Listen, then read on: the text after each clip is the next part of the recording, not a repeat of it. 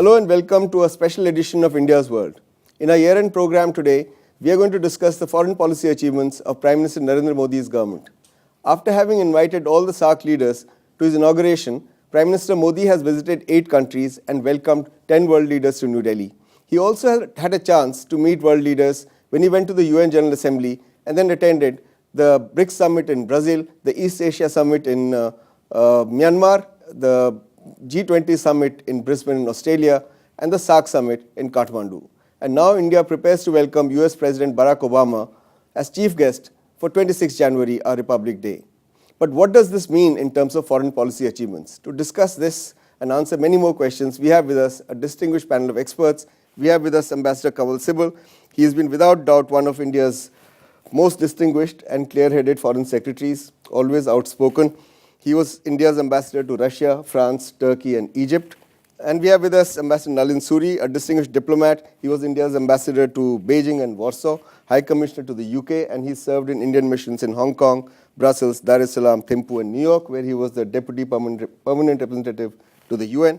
Ambassador Prabhat Shukla, he was India's ambassador to Russia, High Commissioner to Australia and Singapore. And legend has it that as a young IFS officer in Moscow, he predicted the collapse of the Soviet Union, where his seniors were not willing to believe or even conceive of such a prospect. And we are very lucky to have with us my old friend, Dr. C. Rajamohan, a distinguished academic, author, and journalist.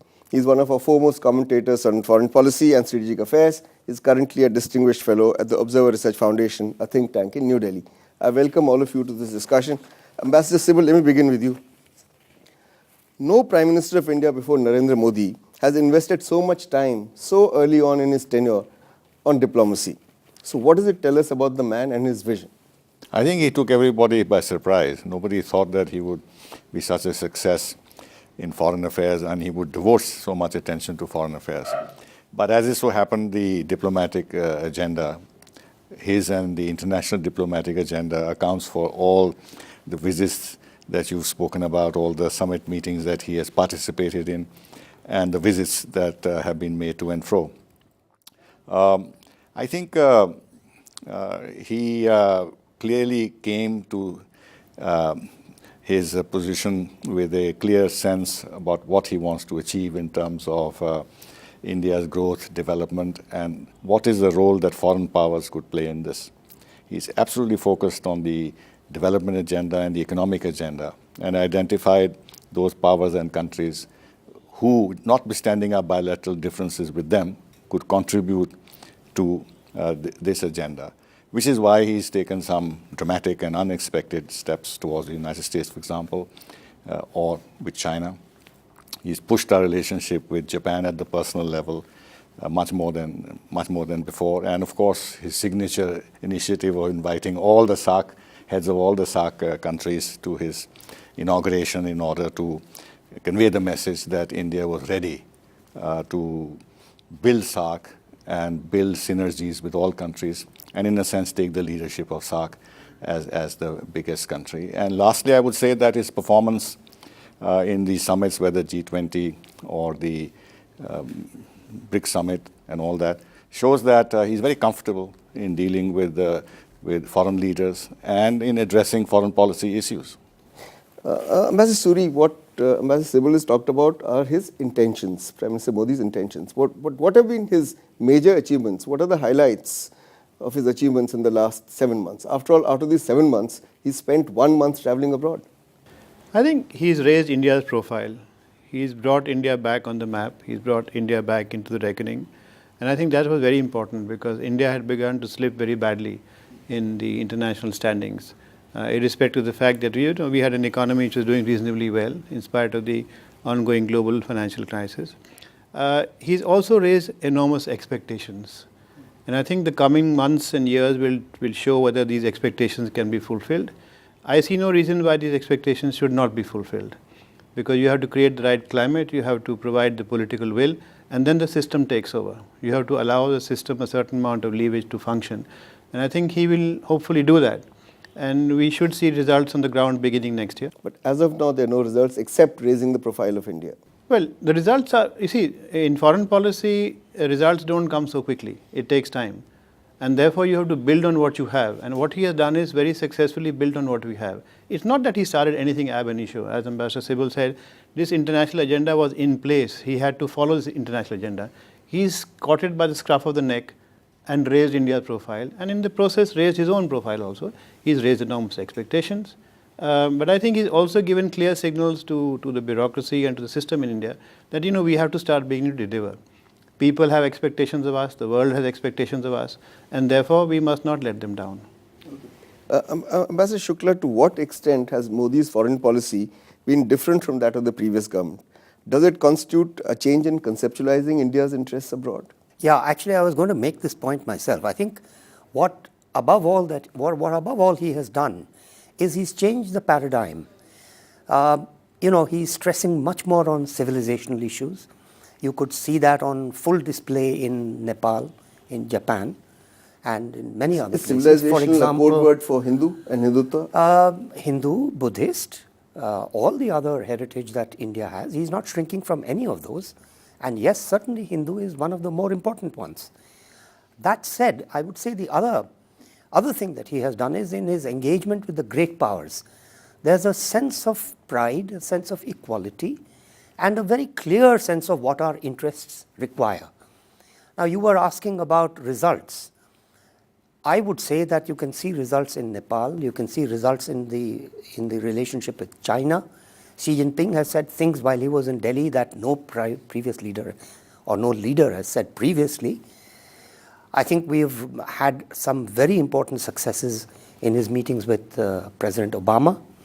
So I would say, yes, there has been very definitely a change in paradigm, a much more confident assertion of our national interests, and I repeat, a very clear realization that we have neglected in the past our civilizational ties with many, many countries, and Nepal is a very classic example. I can tell you when I was serving there, for instance, a lot of people used to say, look, our king, our relations with them were always a little tense.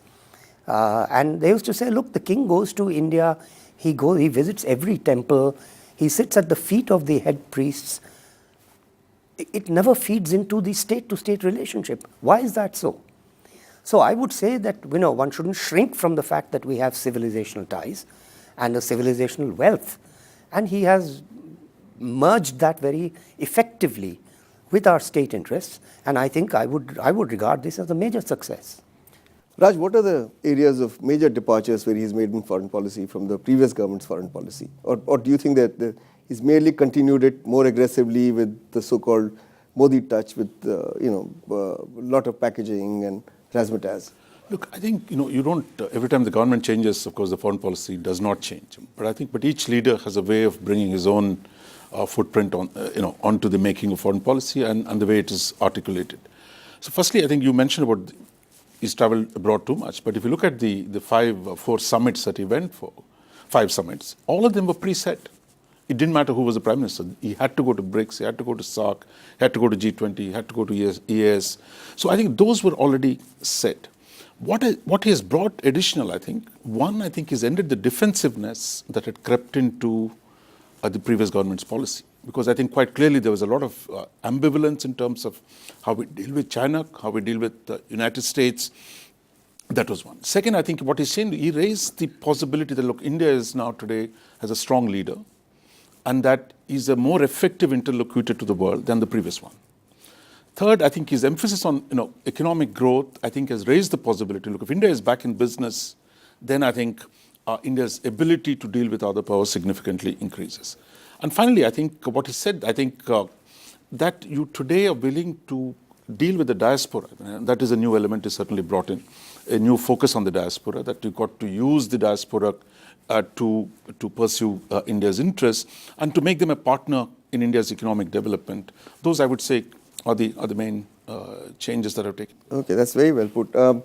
Sibal, does Modi's foreign policy have an ideological basis, or is it a pragmatic policy? Because Ambassador Shukla was suggesting there is a civilizational basis to what he's doing. So is that ideological? Party ideological is one thing, but also is there a foreign policy ideology that he's following? Well, if one was to use the word ideologically in a very large sense, I think his ideology is India first. And if that is the ideology, then everything else fits into that. That I'm going to advance India's interests, stand firm where I need to, and be flexible where I need to. And he's given instances of that. For example, in the WTO debate, he stood firm. When it came to China, in the joint press conference, he spoke publicly and embarrassed Xi Jinping about the incursions in the north, which I don't think the previous ministers would have wanted to do. But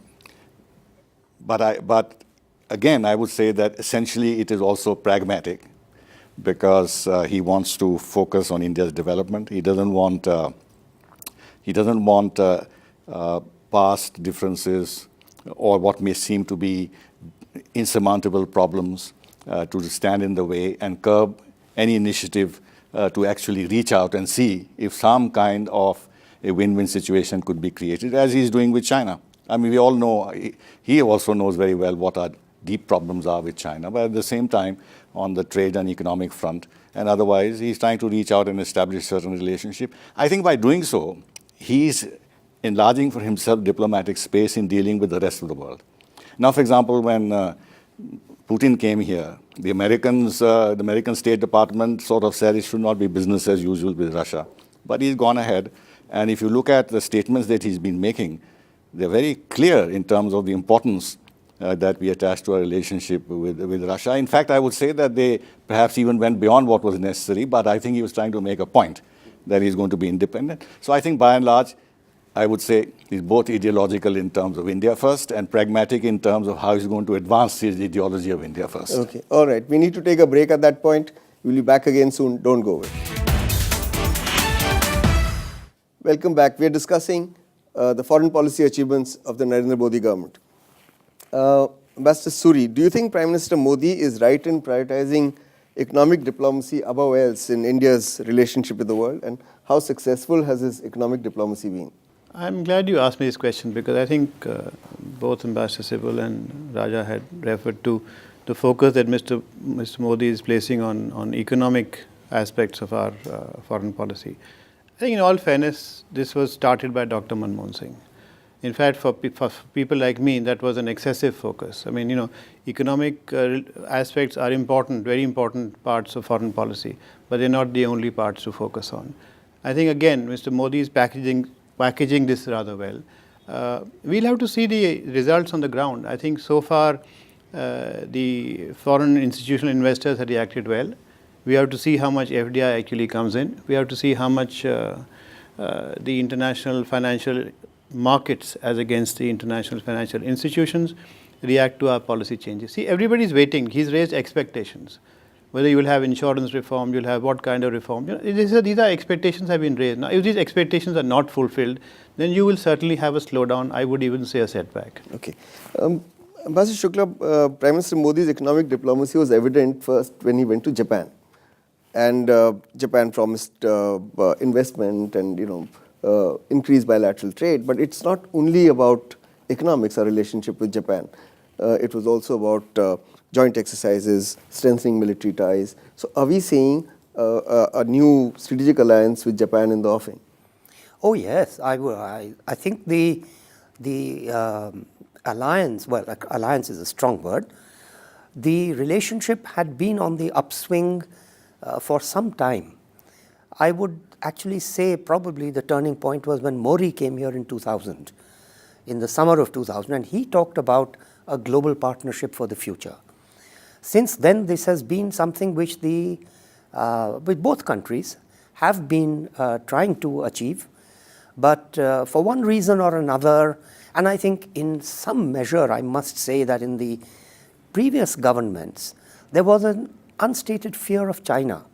And that's what held us back, both not just with Japan, but also with the United States, I would say, and most of all, with the plurilateral arrangements that were beginning to emerge.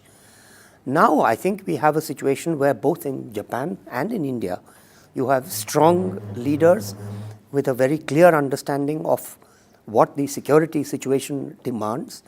And both of them, I think, are willing to reach out to each other. And this was very much in evidence when Prime Minister Modi was in Japan. And I think obviously the economic side is going to be a very important one and a very high priority one, especially with Japan.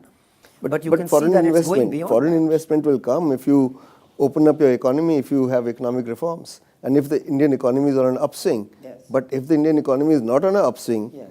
why Japan? Nobody will come. Well, look, as I read it, the Japanese have committed a certain amount, and it is for a finite period of time. So, yes, of course, if we continue to, look, I think our problem, frankly, in the Indian economy is not so much this reform or that reform.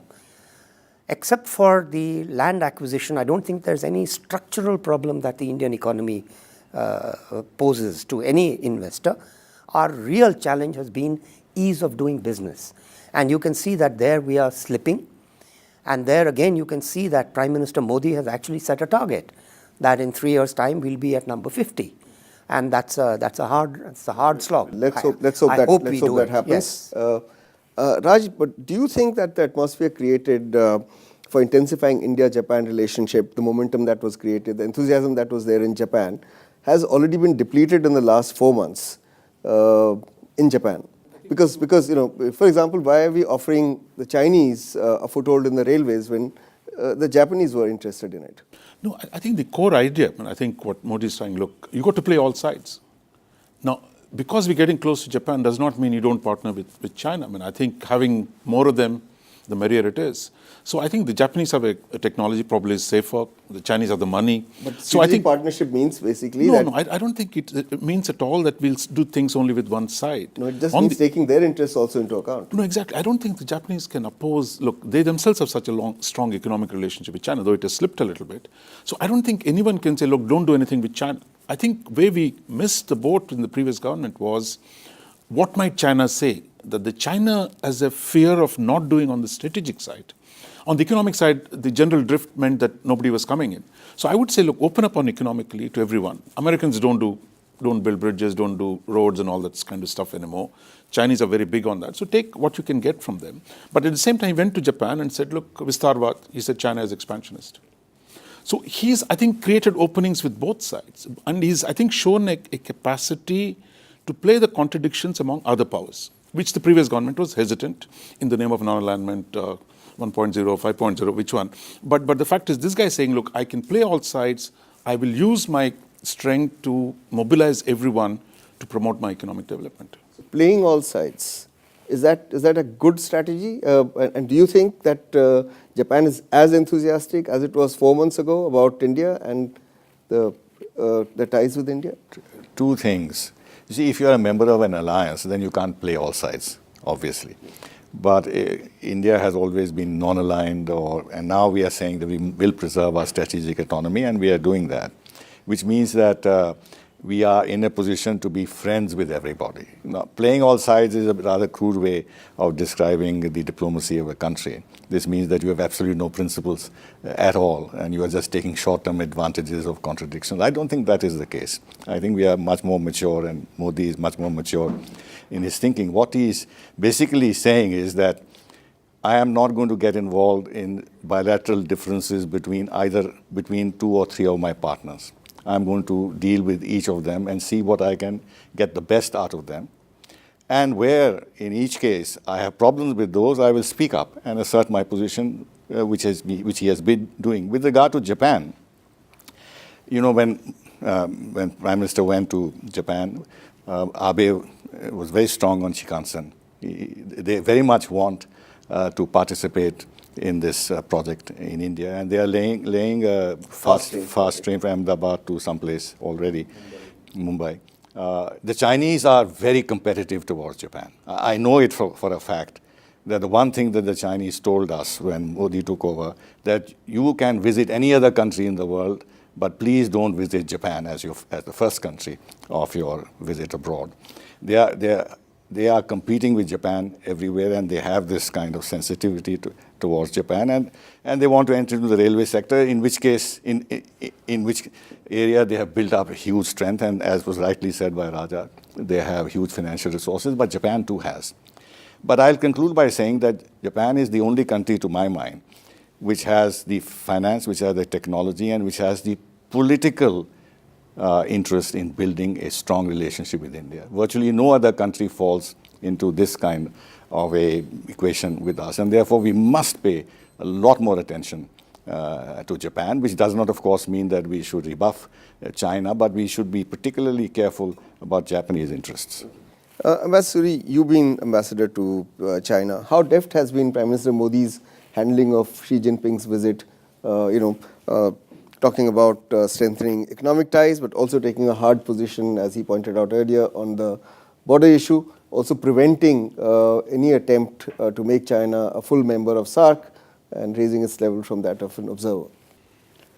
I think the game with China has just begun for the new government. I don't think that Mr. Xi Jinping's visit was very successful. It could have been a very successful visit, but I think the incidents in the north cast more than just a dark shadow. Because the way it happened, the kind of assurances that we thought we had received and yet nothing happened, troops did not move back. But I always looked upon the Xi Jinping visit as an attempt by China to gauge our new leadership. And I think in that respect, they must have gone back with a very clear message. That's a crude way of gauging a leadership, isn't it? By sending in soldiers and pitching tents. No. When I said gauge leadership, it was not in the sense of, try and see how they react if we have an intrusion in the north. If intrusions happen all the time, this was a slightly bigger intrusion. Timing was bad, but then they've always had intrusions when visits take place. This was just a bigger intrusion in that sense. But in the sense of, you have a new strong leader in India. You want to judge how well disposed this leader is towards India. Now as Prime Minister of India, as Chief Minister of Gujarat, he had a certain orientation. Would he retain that orientation as the Prime Minister of India? And I think in that sense, he would have gone back with some very clear messages. But I think he left back some very important messages for India to understand also. He made it very clear during his visit here that China is a neighbor of South Asia. This is a new concept. And that China is going to invest heavily in South Asia in the next 5 years. And he reeled out a whole series of numbers: investment, students, people being trained. Why did we oppose China becoming a full member of SAARC? Because China is not a neighbor of South. No, but China is not a neighbor of South Asia. As simple as that. And I think that's the short point. I mean, you have to take it in context. We are not opposing China's membership of SAARC just because we don't like China. I think SAARC is a certain geographical construct. You can't keep extending these geographical constructs indefinitely simply because somebody wants to be a member. I mean, if tomorrow China is a big aid donor, Japan is a big aid donor, will then Japan also seek membership of SAARC? They may seek a more active role in SAARC. Again, you see, it's a question of you are a member, it's your club. You have laid down the rules. You decide who joins your club. Okay, a dysfunctional club as of now, but we leave it at that. No, it's like the SCO. I mean, I'm not very clear why we want to join the SCO. There is a divided view on this. But you've been kept out of SCO for how many years? Fair enough. Ambassador Shukla, should one see the closer ties that India seeks with Japan and Australia and Singapore and our Act East policy as a counterbalance to China? In essence, I suppose that's the inevitable consequence of the kind of dynamic that we are seeing in the region. That is not the intent. And I think in all this we must bear in mind what is driving this dynamic. I think it's something that unfortunately doesn't get enough airing, and that is the aggressiveness that the Chinese have been showing, especially after 2008. I think the global crash led to a whole lot of writing and talking about how the United States was in decline and that China's hour had struck.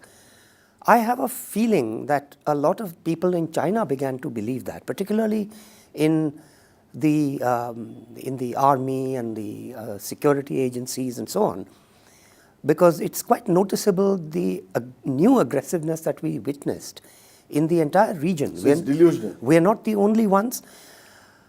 Delusional is a strong word. I wouldn't shrink from it, yes. I think, because I tell you why. Because I think the Chinese are in bigger trouble than they or the rest of us realize. Economically, I think they are in very serious difficulties. I think diplomatically, they have boxed themselves into a corner. And I think all of this is, you know, it was very striking when Xi Jinping went back from Delhi. He had a meeting with the top echelons of the PLA, and he made this point to them. One, that you must unswervingly follow the party's instructions. Number two, improve your coordination and communications within yourself. So are we taking advantage of it? Because this is really not a discussion in China. Hang on a minute. The third point is the most important, because he said you must understand the international security situation. What he's telling them is we are more isolated than you realize, and internally we are not as strong as you think we are. Okay. And I think not just that, you see Hong Kong, Taiwan, everywhere, Xinjiang, there's a lot of internal trouble as well. All right. We need to take a break at this point again. Don't go away. We'll be back soon. Welcome back. We're taking stock of India's foreign policy achievements in the year gone by. Raj, is the US-India relationship on a much surer footing today than it was under Dr. Manmohan Singh's tenure? And which are the areas of our engagement with the US where we are closer together today? And which are the areas where the distance still needs to be bridged? I think the real breakthroughs came in 2005, 2006 when Manmohan Singh went to the US. We initiated the nuclear cooperation agreement, then the defense agreement. And the general sense, look, India was on the rise, India was growing at 9%, so there's going to be a dramatic expansion of the bilateral relationship. But I think post-2010, I think that you saw the slide begin, because on the business side, India was going downhill. On the nuclear thing, because of the bad law that we passed, that the nuclear thing could not be completed. And it was not just a problem with the US, with almost all the major suppliers. And on the defense, particularly Mr. Under Antony, the Indian Defense Ministry became a reluctant partner, not just to the US, but to everyone. So in a sense, we were withdrawing into our shell. So the expectations that, look, this relationship can be transformed. I mean, I think there was growth, there was expansion, but I think the level of possibilities, that was not realized, because essentially on all the major areas, India seemed to be withdrawing into its own shell. I think what Mr. Modi has done, I think one, if anybody in this country had a grouse against the Americans, it was Mr. Modi, who was denied a visa for 10 years. But I think he rightly saw, look, he shouldn't make it a personal thing, and that the US must be central to any strategy that we devise. So that I think he took the first opportunity to visit Washington. He's invited Obama here. I would say so far you arrested the decline. But I think now is the time, I think before this visit comes, at least, if we can take off some of the things we started a decade ago, finish the nuclear part, expand the defense cooperation, renew the economic engagement, then I think you put the momentum back into the relationship. All right. Let me take this question and to you, Mr. Sibal. So do you think by inviting President Barack Obama as Chief Guest of the Republic Day Parade, India-US relationship will get one more opportunity where these two leaders meet and take the relationship to a higher level? Because if you look at the negatives, they've all been consigned to the dustbin. Devyani Khobargade case, she's the victim now, and MEA doesn't want to talk about her. So this meeting will be used to discuss only the positives, opening up India to American businesses, bringing in laws if they can't be passed in parliament, through ordinances, giving them defense contracts and so on and so forth. I think the whole sense of inviting him is precisely this, to build a stronger relationship in the future. And it will be an opportunity missed once again on both sides if this visit is not used for that purpose. And then why invite him if you don't want really to go forward? On both sides, I'm saying. Because he has also made a gesture by accepting this invitation at such short notice. And the second time that the US president the same president would be visiting India. There is no compulsion on Obama's part, politically or otherwise, to visit India at this juncture.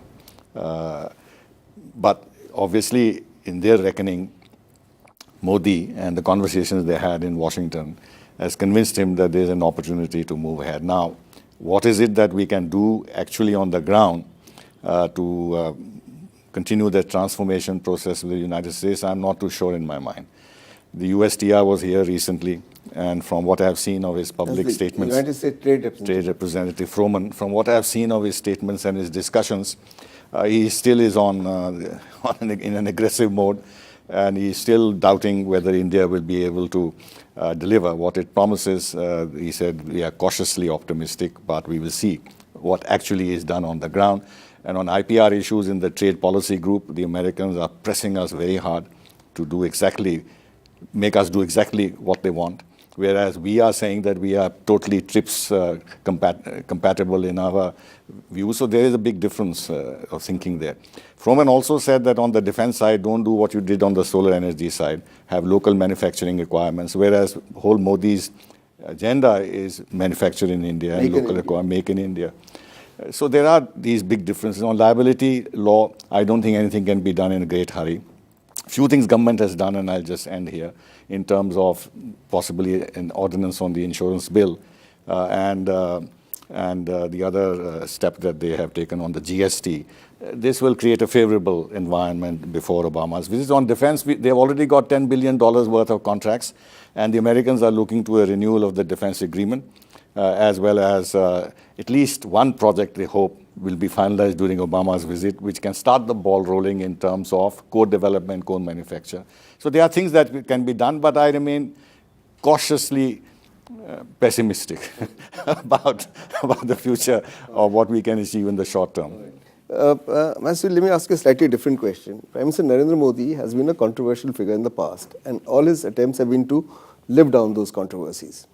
And now you have this big drama of reconversions of Christians and Muslims going on in India, which goes against the Constitution of India and also Modi's own slogan of Sabka Vikas, Sabka Saath, or inclusive growth.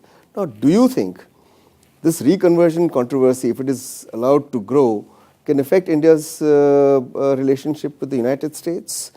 And not only with the US, but also with other Western countries? Well, it will certainly have some impact. You have enough detractors of India who will use any excuse to... So you think it's merely an excuse? It's not something serious? Conversions have been going on all the time. I mean, when did they ever stop? So I don't understand what the controversy is all about. Is it simply because some people are now highlighting certain aspects? I think you have to look at this issue very carefully. It's a very complicated issue. But obviously there are interests which would like to ensure that the process of conversions is permitted in India. I don't think we should allow this controversy to impact too much on our foreign policy. We Conversions are permitted in India, by the way, under the Constitution. Forcible conversions are not. Yeah, but it's a question of what do you mean by forcible conversion? Who has to establish that? A court of law has to establish that. So I think let's leave it to the courts of law to do what they're supposed to do. Let me take this question to Raj. You've written an article on this. Do you think this regressive Hindutva that we are witnessing today can actually, undermine Prime Minister Modi's diplomatic efforts with the world? I have no doubt. I think the problem is that conversions, okay, there is a big debate in terms of what is forcible conversion. Other religions have converted, so there is a resentment on the Hindu side. Now you're trying to do the same. But the worst of all thing is to do enough to provoke the world, but not really make any difference on the ground. So if it was under the radar, it would have been all right. I'm saying it's not that. I think the groups that are there, the fringe groups of the Hindu extremism, I think you create an environment in which, because of our own debate, the rest of the world is going to take notice. Because what you do here, because thanks to partition, what the consequences of it, of course it will affect the relationship with the West, because where both the Christian right as well as the secularists will say, look, what the hell is going on here? Then the Muslim countries are going to say, look, is this targeted against them? So I think if it is not brought under control, and the government is quite clear in terms of how it's going to deal with it, there will be a price to pay. I'm not even talking about Pakistan and Bangladesh, where there will be consequences because the nature of the partition and its consequences. Okay, so we'll leave it at that. Let me ask you a question about Russia. Do you think India sent mixed signals to the US by hosting Russian President Vladimir Putin a month before Obama's visit, and then the Prime Minister declaring that, and I quote, Russia will remain our most important defense partner, unquote. So you've signed billions of dollars worth of trade agreements with Russia, including one for Russia's state-owned nuclear firm, Rosatom, to build 12 nuclear reactors in India. So are you sending mixed signals to the Americans just on the eve of Barack Obama's visit? Yeah, before I come to that, I just want to say briefly. Quickly on conversions, I don't want to go on and on. I'm not talking conversions. I think Nalin has put the point across very well, and I heartily endorse what he has said. What I want to say is that we are our own worst enemies. All this breast beating about extremist fringe, you look around the world, where don't you have an extremist fringe today? Look at what's happening in Germany. So that's all right. then you're Huge saying- extremist fringes. No. The This- point this is, will derail the point this, is, it will discussion. not. No, that's the point. I don't think it will. I think every sensible government understands that there is a churning going on worldwide. It's not just India, everywhere. Now, about Russia, what I want to say is that I think the important thing to convey was that we are not going to be forced into a situation of having to choose between Russia and America. I would actually go further. I'll tell you, the other day I was reading in the Chinese press an editorial, which is unsigned, I think in People's Daily, suggesting that actually China should be trying to play the role of a bridge between America and Russia. China is in no position to play such a role. We are. And I believe that in the sense that we are keeping our credentials as a trusted friend of Russia, it is very important the way the visit was handled. And you know, something that didn't get enough attention in my view, in the joint statement, there is a reference to terror activities in Jammu and Kashmir, India, and Chechnya, Russia. In short, we have endorsed their legal constitutional position on Chechnya. They have endorsed our position on Jammu and Kashmir. Now, this is, even today, I tell you, this is something no other major power in the world is willing to do. So, you know, Russia remains a very important partner for us, and I'm glad that we handled the visit the way we did. I would only say that, you know, it's very fortunate that it's almost back to back, Obama and Putin. I hope that we use the Obama visit, among other things, there are a lot of very important things to discuss. I do hope that we use this also to probe. See, the point today is both Obama and Putin have actually boxed themselves in. I'm pretty sure they both want a way out. And I think we are uniquely placed in the world today to try. And Nehru did it, Rajiv Gandhi did it. I see no reason why we shouldn't try now. Okay.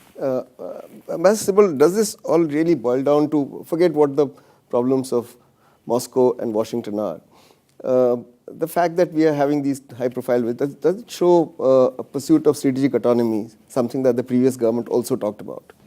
Yes, absolutely. I think there are a lot of people who are against strategic autonomy because they associate it with non-alignment and the same old Indian obsession with non-alignment. It's not the case. I think given our size and our role, present and future, there is no other choice for India. We can't become an alliance partner with anybody. We have to be on our own. Nobody is going to support us on the key issues, security issues that we face. And we need the rest of the world to help us build ourselves economically. And therefore, and we are big enough to be able to play that role. We don't have to tie ourselves to the coattails of any country, big or small. And therefore, strategic autonomy is normal, natural, and should be understood simply as a natural product of India's global role. And yes, previous government was trying to preserve its strategic autonomy. We've done that right from the start, and this government even more so, because Modi is much more self-confident as a leader of India than any previous person. One quick question to you, because we're running out of time on this segment. What explains the remarkable openness of Modi's government in dealing with Israel? Previous governments also dealt with them, but you know, they did it sort of quietly. And don't you think it will impact India's relationship with the Arab countries of West Asia, where the huge Indian labor force resides, where people are getting kidnapped and even killed? No, I don't think it will impact our relations with the Arab world. It's important that we fully normalize our relationship with Israel, I think. Israel is an important partner, has been for many years. And we have to recognize that important partnership. And frankly, if you really want to have a role to play in the Middle East, and you are not on even terms with all the participants, how can you play a role? Okay. I mean, it's time India began to look at the Middle East as an area where it can begin to play a substantive role in trying to help bring about a resolution of the problem. All right, very well put. We need to take a break again at this point. We'll be back again soon. Don't go away. Welcome back. We're discussing the foreign policy achievements of Prime Minister Narendra Modi's government. Ambassador Shukla, do you think that Prime Minister Modi realizes that our problems in our neighborhood cannot be solved through economic diplomacy? Because these problems actually arise out of psychological issues, political issues, the trauma of partition, how smaller countries view a big neighbor like India. So do you think that was why he invited all the SAARC leaders and, to his inauguration? That's why he announced the SAARC satellite for communications, and that's why he wanted to do a lot in the region. Look, I think he invited the SAARC leaders in order to emphasize something which he has stated more than once, which is that the South Asia region is a priority for him, if not the priority for him. And I think no one can really gainsay that he's right in this assessment. Having said that, I'd say that it would be difficult for me to say that there's a one standard policy for all. Economic diplomacy, I believe, is what we need with countries like Nepal and Sri Lanka, to an extent with Bangladesh. With Pakistan, you have a different dynamic, and I think for the first time we have a Prime Minister since Indira Gandhi who does not see his own political fortunes as linked with getting something done with Pakistan. Pakistan we're going to discuss in a minute. Which is why he is, no, but you're talking South Asia, so I'm trying to answer your questions on South Asia. And I think Pakistan is the one country which will not fit into this logic. The other countries, I think, definitely would. And the big challenge on the economic side is going to be how do you develop economic ties with Afghanistan? Because you have shut yourself out of Iran, and Pakistan is determined not to let you get access to Afghanistan. That's the only SAARC country where I see a serious economic challenge. Raj, how successful has Modi been in assuming the leadership of the South Asian region, as he clearly wanted to do, or even leadership of SAARC? The SAARC summit in Kathmandu was a damp squib. You couldn't get anything done, not even on connectivity. On terrorism, of course, the convention was adopted nearly 2 decades ago, but there's been no progress. So I think SAARC should be the metric by which you judge. In fact, all the senior ministers there were saying, look, it became 7-1. So it is not that India did not, it was Pakistan deliberately preventing those agreements that were ready because all the other countries wanted to sign. So in some senses, there is a vindication today that India's case for regional economic integration is broadly supported by everyone except Pakistan. Now, the good thing about SAARC is it doesn't really matter because if India is serious about regional economic integration, it can do it bilaterally, it can do it trilaterally, it can do it sub-regionally. So I think the important thing is that this government is saying we must restore India's economic primacy in the subcontinent. That itself is a step forward. Mr. Manmohan Singh talked about it, but I think the problem was the rest of the system, unless you force your commerce ministry or range of your ministries, which what the government gives with one hand and takes it away with the other, you got to do one hell of a lot of things in terms of removing the non-tariff barriers, making it easy for the neighbors to access your market. All those need to be done. And I think there is a will today to push that forward. But I don't see the economics and security as separate. I think the previous government had ceded a veto on the neighborhood policy to key, shall we say, satraps in the country. Don't do anything with Pakistan, the Hindus will get upset. PM didn't even travel there. Don't do anything with Bangladesh because Mamata Banerjee would get upset. Don't even travel to Sri Lanka once because Tamil Nadu will get upset. So I think this kind of an approach where the center ceded its authority, I think that must go, and I think we got to engage all our neighbors to whatever levels it is possible. But I think there's strong need, I think there is a will today. My sense is I think we are on a good wicket. If we can take this forward, much positive things can happen in the region. Ambassador Suri, are there any achievements that this government can showcase so far in developing close relationships with our neighbors? Our neighbors wanted us to do something and we have done it. Well, I think the governments can justifiably claim that the levels of trust today are much higher than they were when they came to power. There is a huge amount of assistance that has been promised, for instance, to Nepal. Things are beginning to move with Nepal.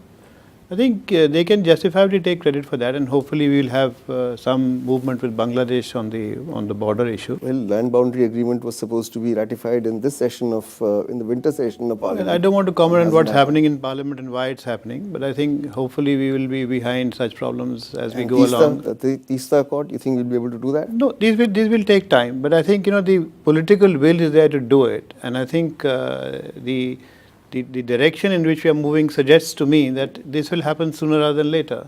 So I think the environment has been created. I think, as Raja rightly said, there is a consensus in the region that there is benefit in allowing India a leadership role. Let's use India's advantages. You know, what he referred to about bilateral, trilateral, sub-regional cooperation was already being done. It's just that we went into a stage where things were not beginning to move anymore. I think that is what the arrest, to use his words, arrest has been declined. What's the word you used? The decline has been arrested. Sorry. So, you know, and now the point is you have to go on to an upward trajectory. And as I said to you at the very beginning of this program, if you have the political will and you give the right political direction, the system delivers. That is very fundamental for any system to deliver. And I think we have the political will, we have the direction, and resources have never been a problem in India in the last 10 years, frankly. Master Sibul, we've been sort of not discussing Pakistan, and I tried to prevent him from getting into Pakistan at that point. But Modi government's friendly policy towards Pakistan suffered a reversal pretty quickly, not because of Modi's own doing. But what do you think is the Pakistan policy of this government, and where is it headed? What does it want to do with Pakistan? Well, I think there are mixed signals. And therefore, I'm not very clear as to what is it that we want to do with Pakistan, because initially Nawaz Sharif was invited, we agreed to foreign secretary level talks. And then when the High Commissioner here, Pakistani High Commissioner, met the Hurriyat, we called the foreign secretary level talks off. When the firing began on the LOC, we responded very strongly, and we announced that we will do so, and that if Pakistan continues these misadventures, there will be a price to pay. Now, when this incident occurred at Peshawar, I think it was perfectly right for our Prime Minister to have conveyed a very heartfelt condolence message. But then we had 2 minutes silence in Parliament, 2 minutes silence in schools. I don't think China or United States or Saudi Arabia or any of the great friendly countries of Pakistan did this. Now, at a human level, one might say that this is all right. But then I think it also conveys the message that we are both equal victims of terrorism. The sort of thing that we didn't like in the previous government's policy, this is being indirectly conveyed again. Now, Pakistan is the biggest perpetrator of terrorism against India. We are the biggest victim of terrorism. And no other country has responded with so much generosity as India has done. So what does this mean? No, but what is the Pakistan policy? Therefore, I'm saying, that's why I began, that I'm not very clear about this, because on the one hand, we are being very tough, and rightly so. And on the other hand, we are showing signs of a willingness to engage and going beyond what is necessary for the occasion. But I think I'll end by saying that on the whole, I think the Prime Minister's policy towards Pakistan is on the right track, and it is high time that we told the Pakistanis it cannot be business as usual with them, as was the case in the previous government, that they could continue with terrorism and still hope for a dialogue. They could have incidents on the LOC, and India will not do anything for fear that the dialogue will get interrupted, and in general show too much anxiety to have a dialogue with Pakistan. I think this government is not doing it. Master Shukla, now let's come to Pakistan. Master Sibul says this government's policy is on the right track. Now, please tell me, where does that track lead? Will it lead to peace and prosperity in the region, friendship with Pakistan, or we are on the same old track of blame game and diplomatic one-upmanship? Okay, see, before you rudely interrupted me in the last round, I was going to say that we have a situation here where, for the first time since Indira Gandhi, you have a Prime Minister who does not see his political fortunes as tied with the relationship with Pakistan. That's a very important starting point. The other thing is that we have been victims of some very wrong paradigms. Firstly, like Manmohan Singh says, either all will rise together or none will rise. That's so ahistorical. The worst period in our relations with Pakistan have been the 90s and this current decade, the last decade, 2000 to 2010. Those have been the best economic years in our life. So we are victims of these kind of false paradigms, and that has really hamstrung our policy. Now, you ask, what is the current policy? The current policy is we want friendship. If you make a move in the right direction, we will more than reciprocate. But if you take the old route, we are there to make you pay a price. And I think that's what I would say is being on the right track, the very clear signal that we do want good relations, but our concerns must also be factored into Pakistani policy. Now, the ball is in Pakistan's court. I tell you, we keep saying that we've boxed ourselves in with no dialogue. No, read the Pakistani press. They are agonizing over this point all the time when they're not worrying about some terrorist incident or the other. A fact is they have boxed themselves in, and they've got to find this within themselves. Which way do they want to go with us? Fine. But Raj, I'm still not clear what is the path we have taken. This is a particular tactic we are following. But strategically, where does it lead you? Does it lead to reforming Pakistan and Pakistan's behavior? Is that the realistic calculation? I don't think we have the power to do it. I mean, ideally, that the belief that, look, you can fundamentally change Pakistan, I don't think that's a good assumption to start with. So I think what we need is a policy that differentiates different groups in Pakistan. Talking with the Foreign Office and the government, I think, is the least important thing. So I wouldn't put too much weight, are we talking to them or not talking to them? Because the civilian government cannot do you any good, they can't do you any harm. So how do you isolate the real power in Pakistan, that is the army, which is the one which is responsible for the terrorism against you? So I think our strategy should be one where you engage everybody else to the extent that you can, and find ways in which you find some space within Pakistan. So I would say engagement without expectation, be tough on the security issues, but don't shut down all avenues for engaging, because I think we have to talk to the businessmen, we have to talk to their civil society, we have to talk to the civilian government for what it is worth, and above all, I think we got to engage the states in Pakistan. We got to deal with the Punjab separately, we got to deal with Balochistan, we got to deal with Karachi, Mumbai. I think keep exploring without any dramatic illusions about... We are running out of time, but one last question to all of you. Beginning with you, can you tell us what are the 2 or 3 major challenges that the Modi government is likely to face internationally in terms of diplomacy in the coming year? First of all, I don't see any dramatic improvement in our overall relations in our neighborhood, especially with Pakistan. That is a huge security challenge. Number 2, the challenge that is building up in the Indian Ocean area with the ingress of the Chinese, and especially the fact that they are building a strong base in Sri Lanka for them. And the third is that we are committing ourselves to a very dynamic foreign policy, including projects that we want to finance in our neighborhood and generally increase economic engagement. The 2 things required in this: one is implementation, in which we are poor, and secondly, build up our own domestic economy, because that is the only way we can project ourselves abroad. Masuri? I think we are going to face a very complex 2015, because 2014 has thrown up issues and challenges which are leading to very fundamental changes in international, foreign, strategic and economic policies and situations. And the question is, are we going to have a policy which is comprehensive and far-sighted enough, and are we nimble-footed enough to handle these challenges? Okay, quickly, we are running out of time. Okay, I'll mention, apart from which I endorse what the previous speakers have said, 2 triangles are going to be very challenging for us: India, China, America, India, Russia, America. And I think we would need to be very short-footed on this, number 1. Number 2, I think our external economic engagement, I would strongly urge that we take more interest in the Trans-Pacific Partnership. Raj? Yeah, I think I endorse most of the things our friends have said here, but I would say without domestic political consensus, all the new initiatives that we are talking about are not going to work, because the previous 10 years we saw the BJP and the Congress were at loggerheads. There was very little coordination or cooperation. I think if a similar thing happens again, I think we're in deep trouble. Therefore, I would say that the government has to take the lead.